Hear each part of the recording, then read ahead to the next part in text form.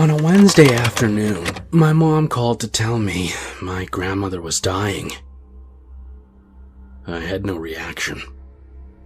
I hadn't seen or talked to my grandmother since she moved to Florida when I was a teenager. And that was 20 years ago.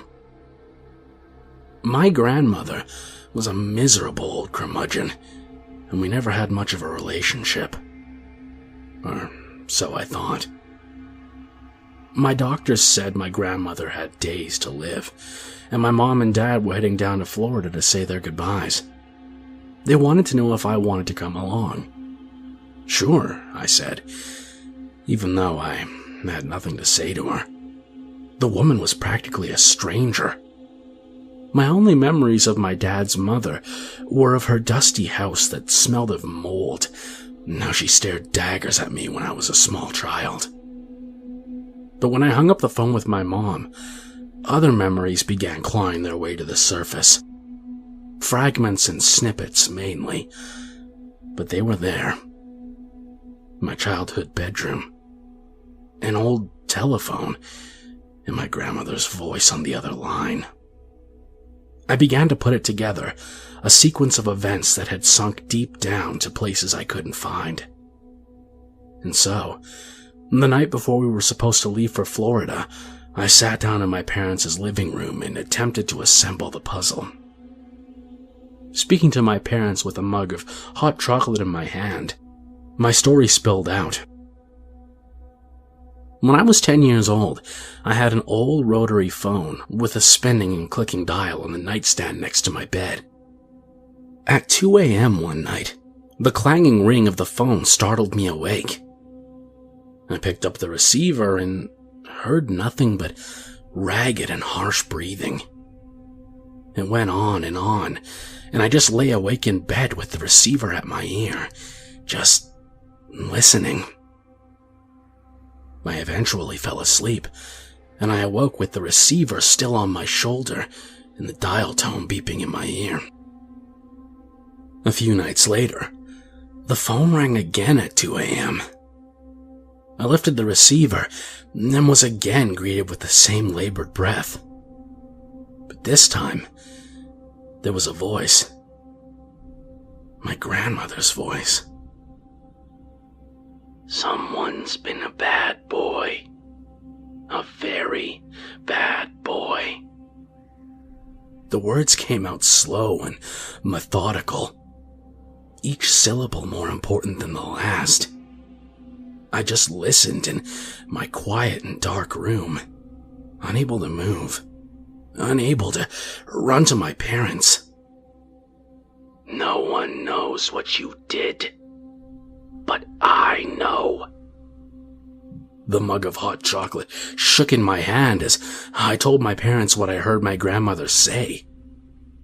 My dad's eyes were glazed over, deep in thought, like he couldn't believe that his own mother would do something like this. My mom looked at me with pleading eyes that begged the question, "Why didn't you tell me when it happened?" The fact is, I was a bad boy. I'd done typical, naughty 10-year-old things. I'd slugged a kid on the playground and broke his glasses. I'd pocketed a candy bar at the store without paying. I'd cheated on a spelling test. Somehow, my grandmother had known these things, and I remembered being a kid, lying in bed with that phone in my ear, desperately not wanting my parents to discover the awful things I'd done. Because somehow, my awful, wretched grandmother knew. I'm not sure how many calls there were. A handful, perhaps. But one night, a few weeks after the first phone call, the situation changed. I was again awoken by the clanging of the phone in the dead of the night. I lifted the receiver from its cradle and put the phone to my ear, and I was greeted by the hoarse breathing of an old woman. "I'll be there soon. I know what you did. Ben. Ben. Ben." My name isn't Ben. but that didn't make the least amount of difference to me at the time. The phone went dead in my ear, and I then noticed the silence all around me. I listened intently to every creak in the house, every rustle of the wind through the tree branches outside my window, and then I heard the jiggling of the front door downstairs. I crept from my room and tiptoed down the hallway. Then I knelt down at the top of the stairs, peering through the wooden railings. The front door squeaked open, no more than 6 inches, and a hand reached inside, gripping the end of the door. I gawked at the hand's bony fingers and fingernails so long that they were beginning to curl. And then I heard the breathing, the same gravelly and throaty noise from the phone. I turned away, put my back against the railings, hugged myself, and began to cry. My dad must have heard my whimpering because suddenly he was there, picking me up and sheltering me. I remember my eyes pinching shut and not looking at the doorway. I wasn't sure if the woman with the curved fingernails had come all the way inside or if she'd simply slinked away into the night. My dad took me into his bedroom and I slept between my parents, shivering softly. My story ended. That was all I could remember. My parents sat in silence until my mom spoke up. She remembered that night. It was the only time after the age of 5 that I crawled into bed with them. My dad still looked spaced out. He had no memory of that evening, he said. He couldn't remember picking me up, couldn't remember carrying me into my parents' bedroom. My mom put her hand on my shoulder and told me how proud she was for finally letting it out. I could only laugh softly. I wasn't purposefully holding it in all this time. I didn't know the story was there to begin with. We decided to still go visit my dying grandmother. In the end, it was my decision. If I wanted answers, I didn't have long to get them. I looked into my future and saw a lifetime of wondering just how this monster could do something like that. I didn't want to live like that, so I seized my only chance for closure. I told my mom and she nodded, saying whatever I wanted to do was fine. The 3 of us were silent throughout the flight. My mom bit her lower lip and sat with a crossword puzzle on her lap for 3 hours, not filling in more than 5 words. She simply turned the pen over and over in her hand. My dad stared blankly out the window, as if my mom and I weren't even there. Neither of them asked me any more questions about my phone calls. I got the distinct feeling my mom wanted to. She'd steal a look at me, start to speak, but decide against it. We touched down in Florida, cabbed it to the hospital, and were about to walk through the sliding glass doors when my dad stopped. He turned around, red in his eyes, and began to sob. He collapsed onto a bench and said he couldn't go through with this.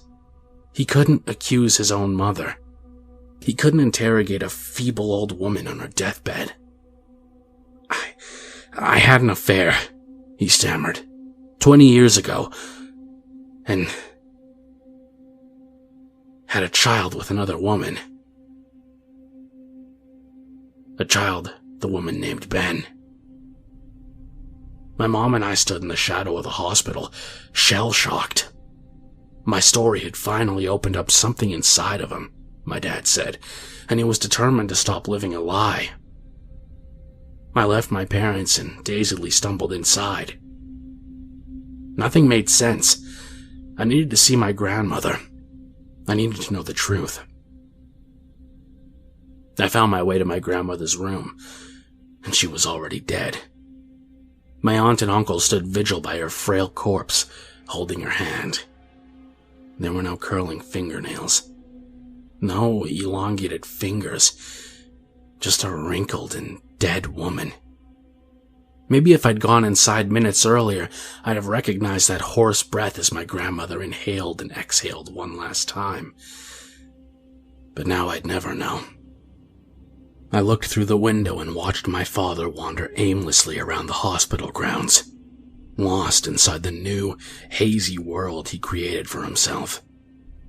And I wondered how it must feel to keep a secret that you do know about for 20 years, and then how it feels to get something like that off your chest. And I wondered about the other woman, and about Ben, and where they are now, and if I'd ever ran into them at the supermarket or driven past their house. And I wondered about the person that called me on the phone and crept into my house all those years ago. Was it not my grandmother after all, and just some cruel trick played by my dad's mistress, or someone that knew about my dad's affair? It didn't matter anymore. What mattered was my mom. I found her sunk into a lobby sofa, and then I sat down next to her. She looked oddly peaceful. She probably just hadn't absorbed everything yet. I put my hand on my mom's shoulder, and then she thanked me for telling my story, for remembering it all, because it brought out the truth from my dad. And even though the truth was horrible and would change things forever, it was good to know. But then I began to question my own story. Was it all in my head? Why did I not remember any of it until a few days ago? My eyes welled with tears.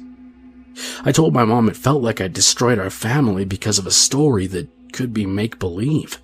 A story from the mind of a 10-year-old who was now lost to time. My mom reassured me. She believed my story was true. She didn't know who was in our house and what my dad might have seen that night, but she believed me. But still, she said, there's one part of my story that she didn't understand. That old rotary phone in your bedroom. You do remember that was a play phone, right?